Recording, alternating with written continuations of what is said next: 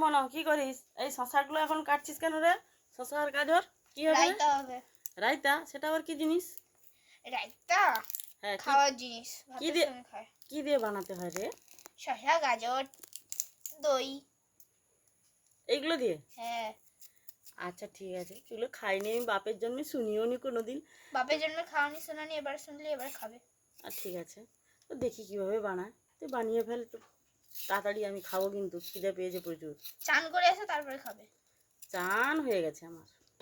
দেখো শসাটা আর গাজরটাকে এইভাবে ডুমু ডুমু করে কেটেছে, কেটে মিক্সির জারেতে বোল্টে নিয়ে নিয়েছে, দিয়ে একবার বলছে ভালো করে এটাকে একটু মিক্সচারে ঘুরিয়ে নেবে। তো রায়তার ভিডিওটা দেখতে হলে আমার চ্যানেলটাকে অবশ্যই সাবস্ক্রাইব করো, ফলো করো, লাইক কমেন্ট অবশ্যই করো। দেখো দিয়ে দিচ্ছি এখন টক দই, সঙ্গে আমি দেবো স্বাদ মতো নুন আর স্বাদ মতো চিনি।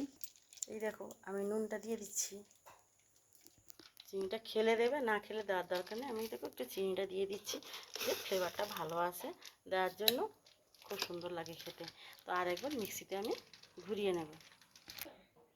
আজ রায়তাটা তৈরি হয়েছে, কিন্তু মনে হচ্ছে বেশি গাজর পড়ে গেছে, কিন্তু ফোনে বেশি হলুদ লাগছে, কিন্তু এটা অতটাও হলুদ না।